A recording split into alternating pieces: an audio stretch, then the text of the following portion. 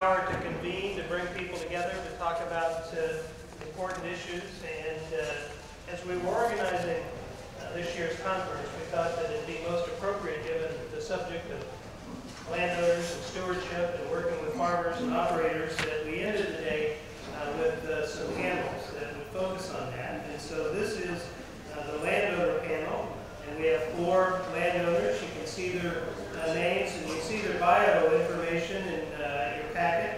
But I'm going to introduce each of them and ask them to spend a few minutes talking about their farm operation and their farms and their work and stewardship. And that's going to leave a good block of time for us for questions. And so you'd be thinking about either your questions or the stories that you may want to share as well. I think we'll go ahead and take them in the order that they're listed in the program, and that they're almost seated at the table. So Jack Cavanah, Jack, do you want to begin our discussion?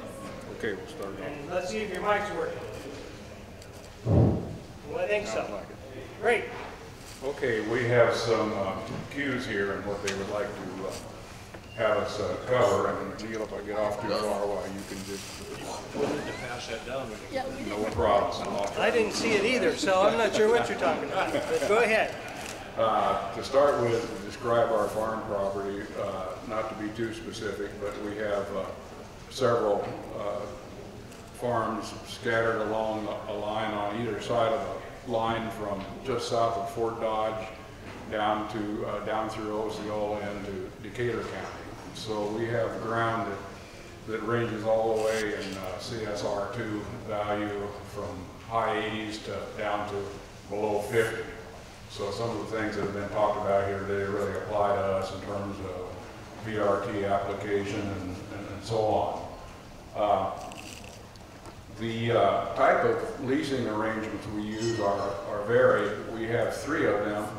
We use the old 50-50 crop share, which in my opinion is outdated in most cases, but we think it serves its purpose pretty well in a couple of situations where we have a long-term lease with beginning farmers. That's a wonderful program for young farmers trying to start out, and it's pretty rewarding. I'd encourage anybody who has an opportunity to try to help a young farmer start out. We also have 75-25 crop shares, where we as the landowner provide 100% of the crop inputs except for the application farming operations. And then we get 75% of the crop, and that's worked very well for both us and the tenants. It worked really well for the tenants in the high price crop years.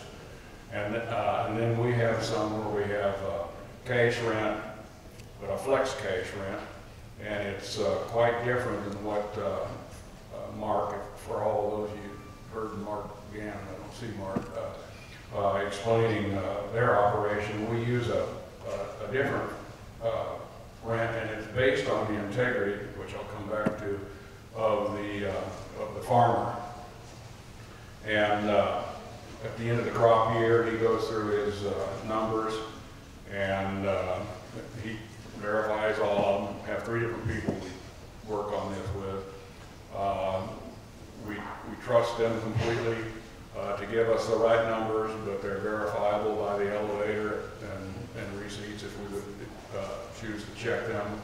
And then at the end of the year, the way the lease is written, either that person owes us a bonus, or he doesn't owe all of his second half cash rent if he's had a bad year.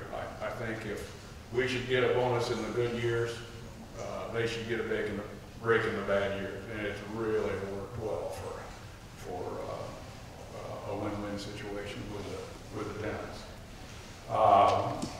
The third thing they'd like us to talk about is what goals do you have for your property, and I'm going to defer that till later because I think it will come up. What do you look for in your tenant operator? And I have 10 things listed. Number 1, integrity. Number 2, integrity. Number 3, integrity. Somewhat like real estate and location. And then the next 5 have to do with just good crop production. And I think timely operations is something that's very critical there. A lot of people innovative techniques, optimum fertility, top weed control, good disease and insect control, and one could go on and on there. I also have stewardship of the land, very important, and I think something that's widely underrated that's extremely important is we look for a good communicator, and that's been touched upon several times today. What government subsidized programs have you utilized? We've utilized several of them. Of course, we use crop insurance, conservation reserve program. That's we've put about 300 acres in the conservation reserve program. When we get into southern Iowa, and some of the ground that needs to be put in, that's been a very good thing, and it helps the wildlife. It just helps all the way around, improves the quality of the soil long term, and preserves it better. We've done quite a lot of tiling. We've pattern tiled 400 acres and patterned and tiled another 460 on top of that. One of those places was the Rathbun Lake project, which was well subsidized, and it's made that water a lot cleaner down there for us fishermen. I'm looking for dirt, Greg. Greg and I fished down in southern Iowa recently on Willow River, and it's amazing how much that area has been improved by farmers doing more tiling and terracing and so on. And then, of course, we participate in the agricultural risk coverage county level in the current farm program. What's the most important factor for improved landlord relations? As I mentioned earlier, it's integrity, but trust.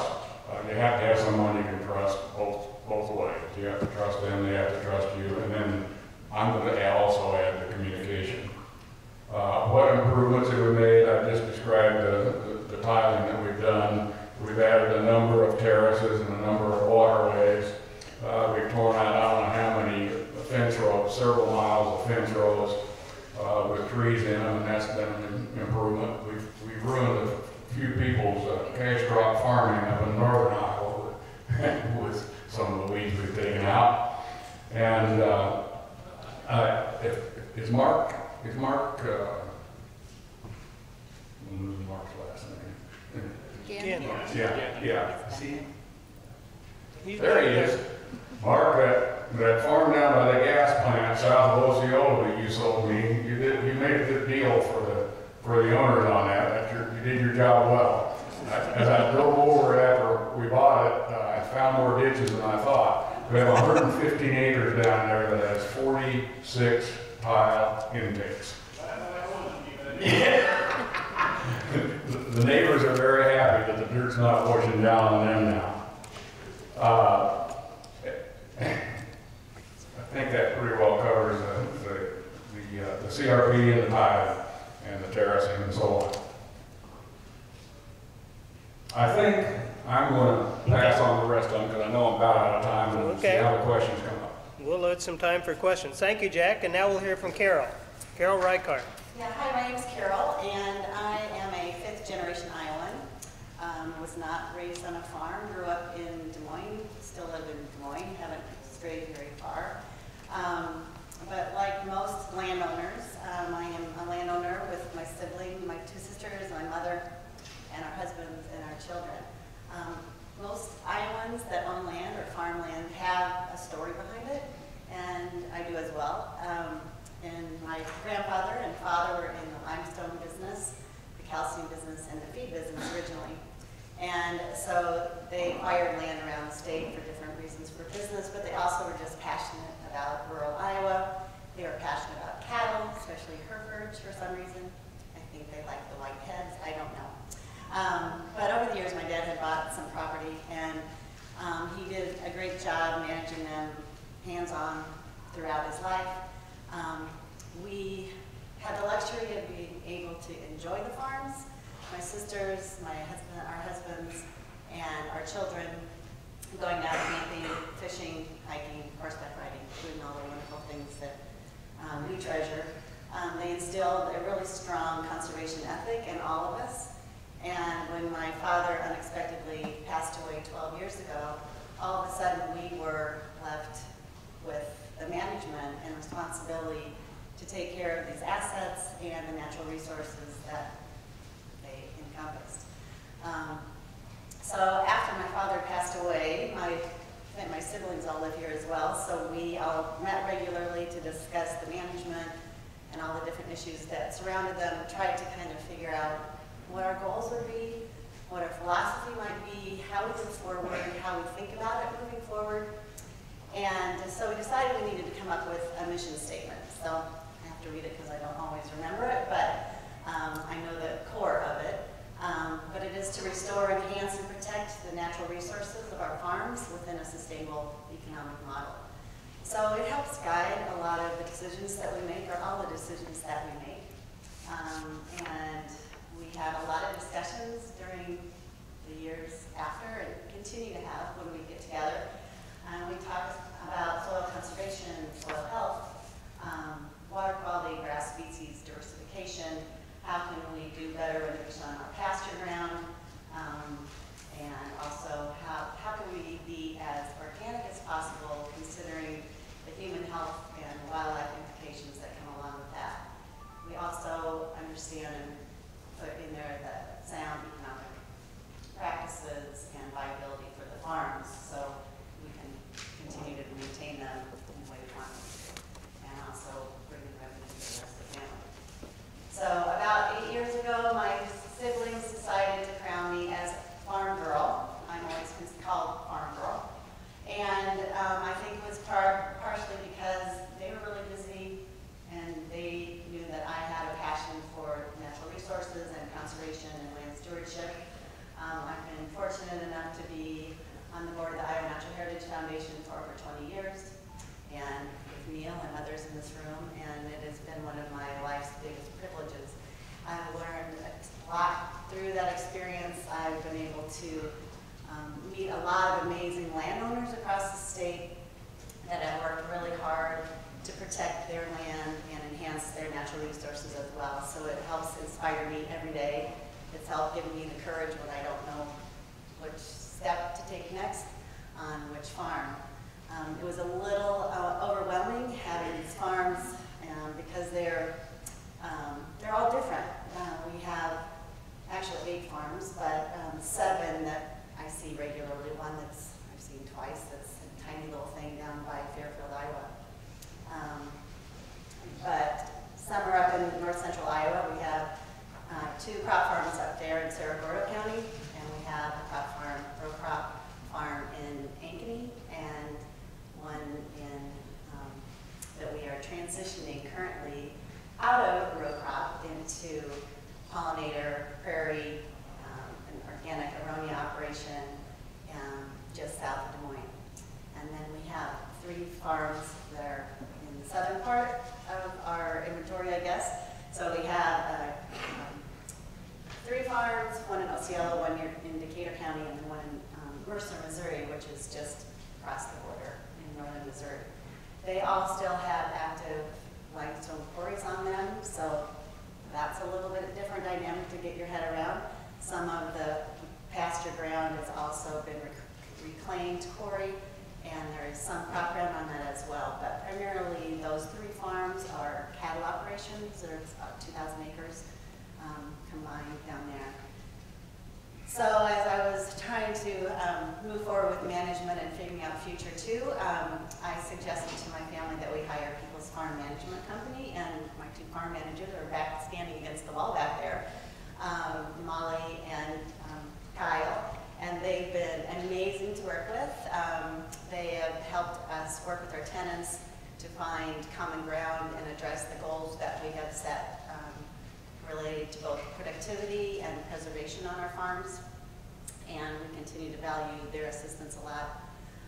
I've also made it a point to try at least some of the areas, I haven't made it with all of them, but to try and get to know the local NRCS officers and U.S. Fish and Wildlife Service individuals and enlist them in helping us come up with some different strategies that we can use on different farms to enhance the natural resources that we have.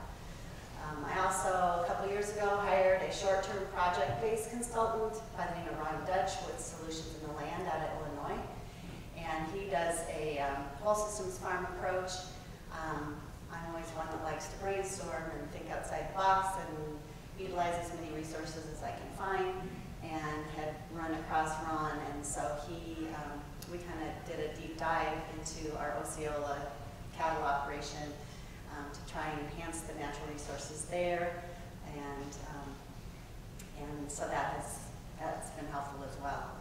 So some of the conservation practices that we've implemented on our farms include cover crops, woodland management. We've thinned some of the woodland, we've burned woodland, we've added both pollinator and other CRP programs to some of the farms, buffer strips, and then transitioning to intensive rotational grazing at the farm in Osceola.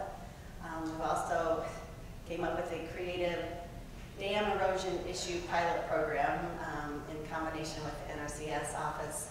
So we had a whole group of us just down there trying to brainstorm on some erosion issues that we had on the back side of the dam. So we had our farmer out there, and he just kind of came up with something that they hadn't tried before. So the NRCS kind of helped us move forward with that. They use it as a pilot program and visitation site for some other individuals. As you can imagine, we've had 10 different tenants that I deal with over the years, and they're all different. And we've had different challenges, and some have just been over the top amazing. Others have been a little bit more difficult. I would say persistence, patience, communication is the key. Like you said, communication, integrity, trust. There's only been really one that we had to let go, and other ones have moved out of the state or for whatever reason. One of the things that Peoples really helped a lot with Peoples Farm Management was when we lost our farmer up in the Clear Lake area. He was a great tenant. He was a great person. He was progressive. He was really easy to work with. And when he left, I said, I want to find somebody that has a like-minded philosophy.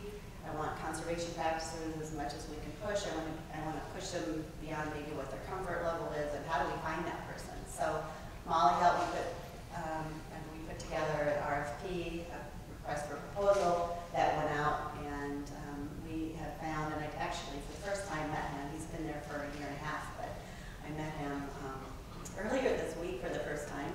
I'm embarrassed to say, but he was incredible, and I think we have him talking to even maybe trying to introduce a small grain into his rotation, and he's been great to work with. Great. Well, thank you, Carole. And next we're going to hear from Kenneth Specht. Kenneth? Yes, well, first of all, I'd like to say greetings from the great state of Illinois. Since Mark seemed to want someone from Illinois on the panel, I guess I was the suspect. And it's land of Lincoln, of course, and we certainly could use a dose of Lincoln right now in our politics. And both state and national, and I guess, it's just, it's a great state. We now have a budget after 3 years, and of course our governor vetoed it, and then it was overridden by the so, a lot of things, when Mark asked me to do this, I keep thinking back, well, where do I go with this? And given my age here, I certainly qualify as being back in the day. This is a kind of a catchphrase now people use. Back in the day, things were supposed to be so much better. Well, I grew up on a 320-acre grain of livestock farm with my father. He was kind of a gritty guy, too. He bought this farm in 1938. And I guess we all know what was going on at that time. We got a madman running loose in Europe. And, it was a time when it was just difficult. But he managed to do it. So that's where I grew up, and it was a life that, when looking back on it, ration books, Possibly some of you guys know what that means. Because of the war, non-pasteurized milk. My gosh, how can we live? We drink non-pasteurized milk. One-room schoolhouse. Attended a one-room schoolhouse. Entertainment. It's funny because there wasn't a little 4-inch screen we carried around with us. It was getting home from school and turning on the Philco radio and listen to Sky King and the Green Hornet and the Bickersons. And so, you know, it's as we got into the 50s, we could see the winds of change were blowing. You know, we seen bigger machinery, and seed was better. And we even stopped planting corn with a wire. Now, if you don't know what that means, I'd be glad to explain it later. Because it was quite a trick, and my dad was an expert at it. And I tried it one year, and I said, that's not for me. Because the object of that, I guess, was that you could plant 40-inch rows this way, you could plant 40-inch rows this way, you could cross it with a cultivator or plant it the long way with a cultivator, which is something that's unheard of today. Probably cultivators are pretty much unheard of today, I guess. So. But anyway, we got into the late 50s, and in 1960, I met this country gal, and we were married, and we've been married now for 57 years. And we managed to do that, I guess, without any help from Dr. Phil. So, you know, we've come a long way, but that's when our journey really began. And we started buying land in 1968, and that went forward for 5 decades. Everyone it would take up more time than we have here today to talk about how that was handled. And if you've ever had the opportunity to buy a farm without ever having money for a down payment, I'm probably the only person in the room that's ever been able to do that. And we had a banker that was unbelievable. The man, when you get people like that that give you good advice, I don't care whether you're starting a business, buying a farm, this guy was terrific at anything you could ask him to do. Got to be great friends with him. He's still alive. He's 96 years old, living in Arizona. And I think if I called him today, I'd get the same good advice I got 50 years ago. So we retired in 2000, and then, you know, we were still in the land business. Bought the last farm in 2002, and I was told at that time that was the end of our land buying, and I always have a pat answer for that. Absolutely. Maybe.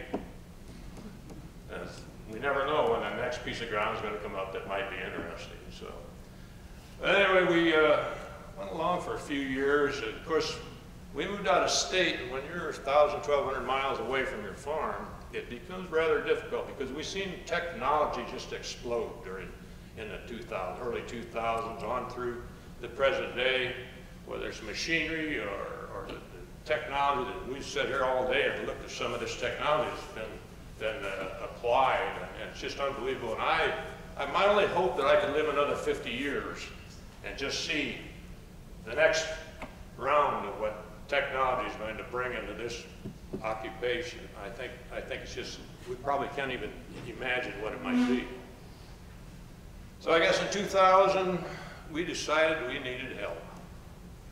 And that's when we decided that because of the technology and of course, land prices had changed so drastically, and there was always a big question about rents, up, down, is it too much, not enough.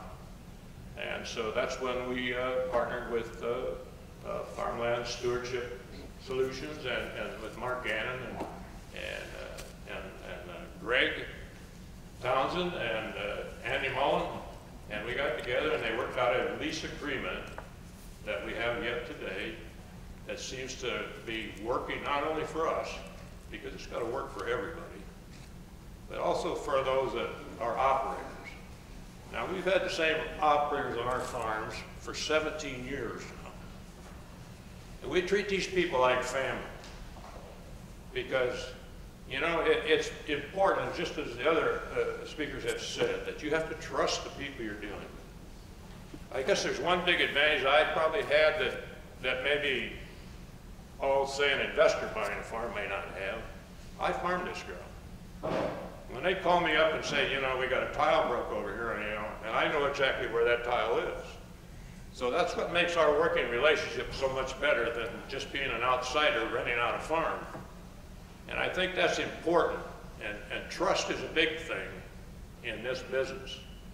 There are so many scams around today and other forms of business that, and internet is deadly. And so we really feel good about the working relationship we have with our tenants. And I guess, you know, beyond that, we have 853 acres of farm ground now between my wife and I.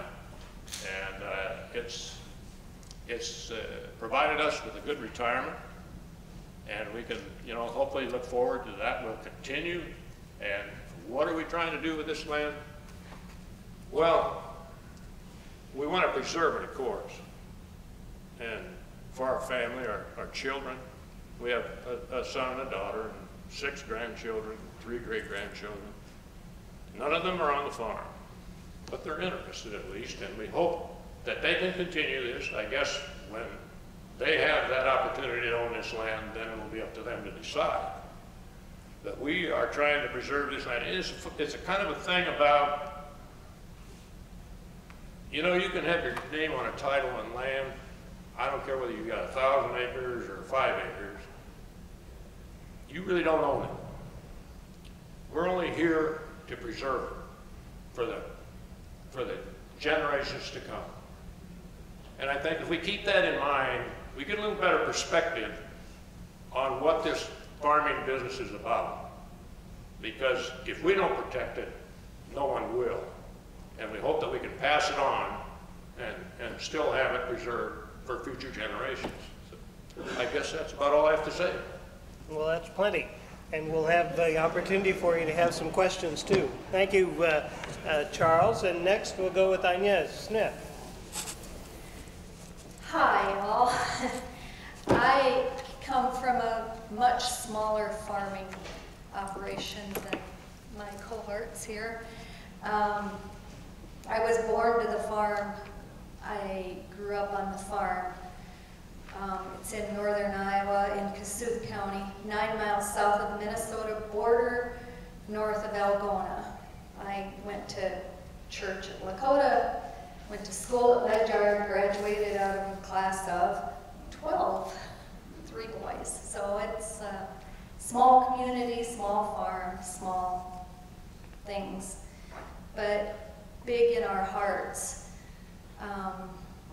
Dad was diversified in that we had dairy, we milked cows, had the bulk tank, and the cows would come in with their names into their stanchions. And Dad would, with my brothers, I had 2 brothers and a sister, and they'd haul the manure out on a plank out the back door of the barn, and then when it got hard enough in the spring, or you know, you could get it loaded up on the manure spreader.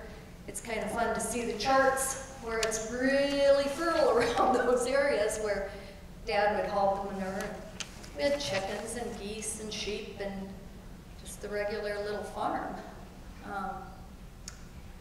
Anyway, it's 160 acres on the home place, and then we had another 80 acres.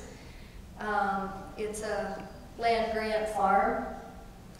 Grandpa Smith had his first wife pass away, and so part of that 80 acres was the first cemetery, and he donated it to the city of Lakota. I mean, that's a while back when they didn't even have cemeteries established yet in that area.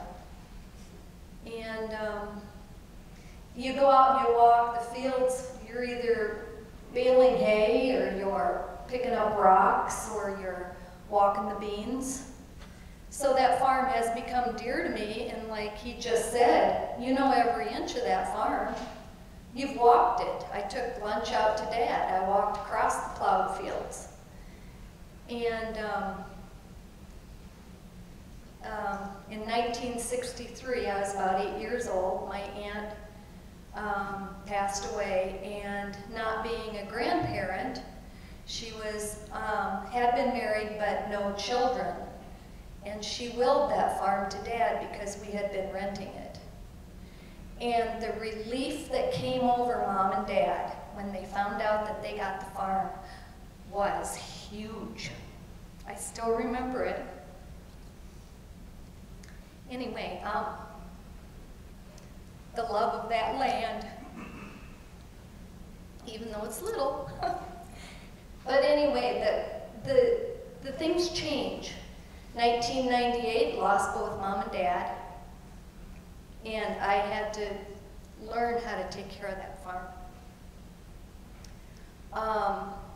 My one brother was gone, and the other brother wasn't mentally able to take care of it.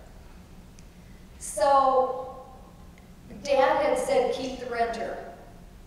So for years I kept that renter. But if the renter doesn't respect you, he saw me as the little girl growing up, what does she know? And she doesn't live there anymore. Things kind of fell apart there a little bit. And I trusted Dad in that he got a trust set up with one of the banks up there and relied on that bank person to be the farm manager, not knowing that that's not their job. You know, I'm thrust into this position of not knowing what to do, when, where, how and why. So all of a sudden someone said to me, well, they're not your farm manager. You can't have them do all that work. So I started looking for a farm manager and hired one, and they don't come look at your farm. They're vacant. They don't show up. And I know I'm not supposed to say this, but I'm going to say it anyway. I kept asking questions because I didn't know things. And that farm manager, who isn't my farm manager anymore, said, I'm not hired to babysit you. And Or to be your farm manager. so, yeah. So you learn along the way what's good and what's not good. And I was reading in the paper this itty bitty tiny ad, and it had landowners meeting, and that's how I came to go to Mark Gannon's meeting in Ames. And here he's got this PowerPoint projection and all the charts he had. And all of a sudden I realized all the stuff I don't know. Wow. You know, it was eye-opening for me. And so we talked. And I first hired them to just do the lease, because I'll be the first one to admit, I'd like a show of hands. Who hates talking to the tenant and having to deal with that negotiation? I don't like that. It's not me. They'd say I want a raise, and I would go or want to pay less. That's a raise to them. And I wouldn't know what to say because I didn't have that information of why they needed it or why we should raise rent or lower it, or lost. I was lost. And so I first hired Mark Gannon to help me with that. What to do with just handling the lease part of it. And government programs changed, and the more information I found out, the more you find out you know, the more you find out what you don't know. And I realized I couldn't keep on top of things. I live in Ames, and the farm is clear up north. So after a while, I hired him for taking care of all the land. And the relationship that we've established has been wonderful. We're now looking into cover crops. That's a funny story too. Greg talked to me about doing that. And I hang my head. I've had my bumps along the way where it's like, duh. And he talked to me about it, and I didn't, apparently it went over my head in one ear and out the other, or maybe all I heard was cost to me. And then I heard Stan talk about it, and it was like, oh, it made sense. He had a chart up there that says how much soil you lose, tons and tons a year. hear things twice. It just happens for me that way. You have to hear it more than once. Keep going to these meetings. If you meet somebody that gives you that one little tidbit of information, the rest of it's trivial, but that one little bit's going to help you along the way. I would say if there's any landowners here, if there's any advice I could give, basically this was for buildings or trees or groves or certain things. The one thing that's helped me a little bit along the way was I took photographs. I photographed things. And it has helped me with some property that was, shall we say, lifted. It's helped me with seeing buildings deteriorate. Back in the day, we had open corn cribs where whole corn cobs, the whole thing was stored. You know, when you see that go, so the chicken coop is gone, and the corn cribs are gone, and the hog house is gone now because nobody lives on the farm. And last December, another gut-wrenching thing that happened was we tore down the house. Nobody lived there. The windows were falling out. The shingles were flying over the farm. And it's time to make those changes. And it hurts. It hurts. And those changes just keep coming and coming. And you have to keep up. And you have to change.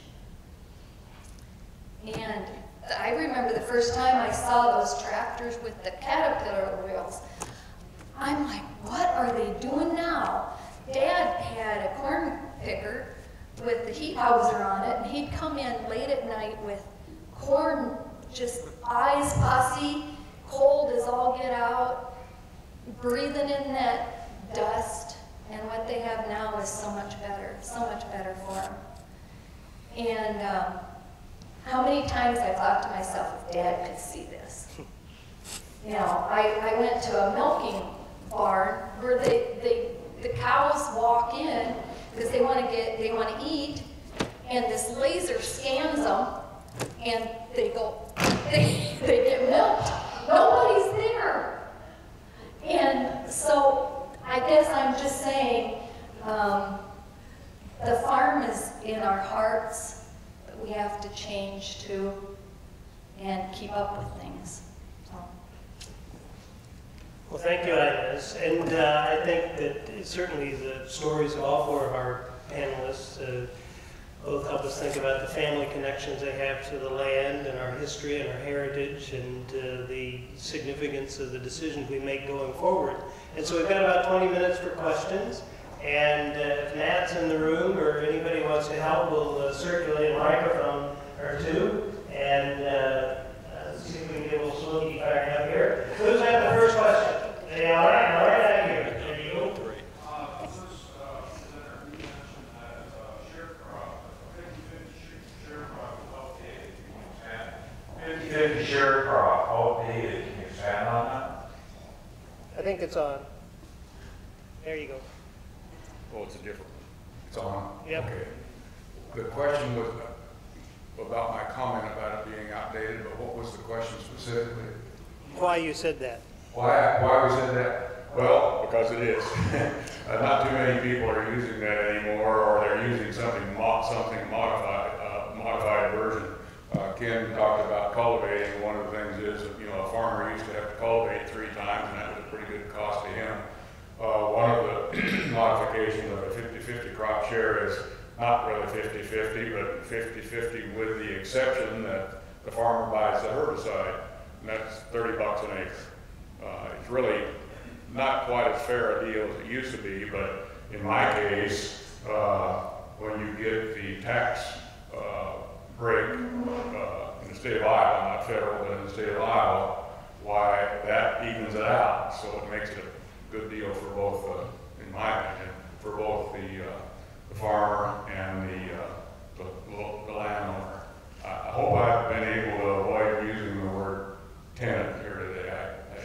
Friends of mine and I just really dislike that word tenant. It's something that really is outdated. Your partners, really. What? We use it because it's the legal term. But, you know, I thought about rewriting all the leases. I'm the one that does the leases, and I update them each year and online and send them to the farmer, and I'm just too old and lazy to go back through there and say lessor and lessee all the way through. Next question. All done? Y'all through? Want to go to a break? Back in the back. Ann Jorgensen, Benton County. This is really a compliment. I want to thank you. Being a woman farmer in 50 years in this state, it's really nice to see the mix in the audience of women that are involved in agriculture, plus the panel. So I appreciate your input into that and making sure that it happens. Thank you. Well, thank you. We appreciate that. Other questions? Yes. Mike Delaney, you're giving Matt a workout. Hope he's got his pedometer on. Next question will be over here on this side, Joe. So, back and forth. This may be a little hard to articulate. I'll do my best. I don't understand title. When you were talking earlier about water and corn, I don't understand how that title works. You move water, you need water, but it's the right depth, the corn goes down, the roots have to go down. All that kind of stuff is confusing to me. But the comment of the first speaker, I forget, what's your first name? Jack. Jack was talking about putting in tile to improve water quality. And was rapid? I think rapid. And I have a farm on Raccoon River, and I listened to Dr. Compton talk about the Iowa plan. And he suggested that tiling is a good thing because of removing water, increasing water capacity in the soil so you get infiltration and less surface runoff. And I suppose that's what you're talking about. Instead of having water running off your fields, they're going into tanks or going through pipes, and so they're taking the less soil going off, less phosphorus going off, and better for water quality. Both of us have been talking about nitrogen a great deal for a long time. Understand that infiltrating water picks up a lot of nitrogen and shoots out the tile of the river.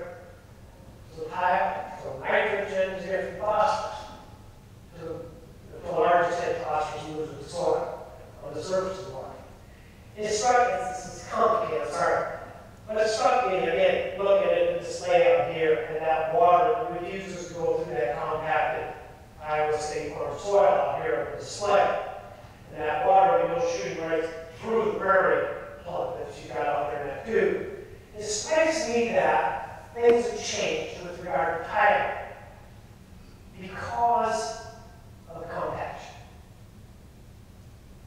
If you have a lot of organic matter, you know, as we're talking about, Dr. Hatfield was talking about, a lot of carbon, a lot of organic matter, a lot of, you know, tilt, you're going to get infiltration. But if you lost that carbon, lost that tilt, lost the biology, and you got compacted, fine particle soil, like I got to tell you, I was putting some insect traps out in a prairie and in a cornfield a couple days ago to see what kind of bugs are crawling around the soil.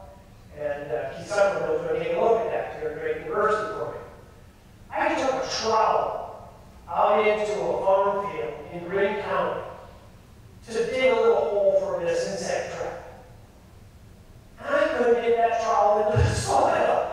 I just figured it was going to be like my garden soil. It was hard as rock. I got my tree spade and I'm hammering on that soil like it's concrete. And I think that has to do with the way we're in agriculture. That compaction, that changing in tilth is resulting in this poor infiltration. So my simple question is this: do you see your tiling as being something that really helps with the water quality down there in the river in the ground? You answered much of that yourself. It helps the water quality. It helps the runoff.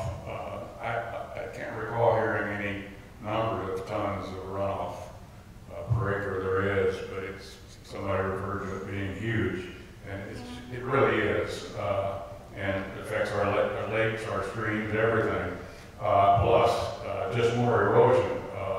Carole mentioned they're putting some land in the pollinator program. We're going to do the same thing this fall, and the primary reason is this is down southwest of Osceola, and you know, they've had so many 3 to 5 inch rains down there. We were starting to get some gullies, and the farmer was just taking all the good dirt and pushing it in the salt into the gullies every year, and he was getting tired of that, and so we're going to, you know, put it in the 10-year program and improve the soil. So, you know, it's lots of soil, it's nitrogen, water quality, both clarity and nitrogen, and all of those things. Back to your setting out your insect traps. How far into the field did you walk? Not very far, it's like 20 feet. So you were probably walking in the gate and maybe walking in 30 feet or whatever, and so you were probably doing that right where the farmer turned his tractor and equipment about 20 times through the year and compacted it pretty badly, and you haven't had rain up in Greene County for much this year, so you're kind of like our home garden, you know, it's hard to get even a trowel and dig a dandelion out. I think you're right. There's another question right behind you, Matt. He's saving you some steps. Thank you guys for being here. My question isn't necessary for me, but for maybe some of my young counterparts that are just trying to get into farming. Can you tell or explain what young farmers trying to get land leased should do or try to do to make themselves more attractive to people like you? We'll do this as a lightning round. Everybody can answer that question. Jack, you want to start, or Charles? You've got the mic. Oh, I didn't mean to. Go ahead. Go ahead. Well, you know, that's difficult to get started in this business today. I mean, with land prices what they are, so it leaves them the option of trying to rent ground. And I just heard a young man back here a while ago said he spent $4 million on machinery to farm the farm. These are things that are difficult today unless you have someone like maybe Jack or myself or one of these ladies that will come along and say, you know, he's a good young man, I have the equipment, why don't we take him in and see if we can't get him started in this business? Because, you know, a few years ago I spent time down in Fort Myers, Florida in one of these seminars, and it was really eye-opening because my wife and I happened to sit in the back of the room in case we didn't like it, we could leave. But the fact is, we learned a lot down there that day. And as we looked around the room at all the gray hair, and that seminar was about planning and how many people had planned. And you could have counted the people on one hand that had a plan, what becomes of that farm in the future. Who's going to run that farm? So I think it is in our job here as the older generation to try and help these young people, because it's almost impossible to do on their own. And I'm hoping that everyone here maybe feels the same, but somebody has to help. From my perspective, looking for a tenant, it is their philosophy too. I want somebody that shares our vision for what we want our farm to be, how we want it managed and farmed. So when we did the RFP for our Clear Lake farm, I was hoping to get a young farmer. We had about, I can't remember, 6 or 8 different people respond. The farmer was fairly young. I mean, I think he was young, he was 40. But he wasn't a beginning farmer, which is what I would have liked. But the gentleman that we ended up hiring he was enthusiastic, he was committed, we shared the same philosophy. So for me, that's what I'm looking for. In the cattle, our Osceola farm and our cattle, we do have a younger farmer, but he also is a more progressive, willing to try new practices, was already doing some of those things on some of his other farms too. So for me, hiring anyone, I want somebody that shares my goals. Jack, what's your answer? What I would do is get that young person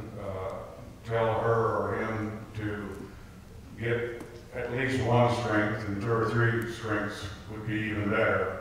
And I put at the top of the list education in agriculture. Not that they have to have a PhD in agronomy, but to at least get some education, whether it's at the local junior college or whatever. And then again, help them to be able to articulate their desires and wants to the person. The two young farmers we're helping are as different as night and day.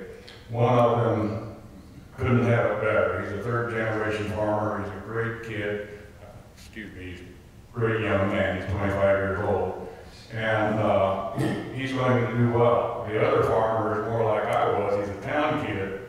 And he's very fortunate. He did what some people helped him, like Ken said.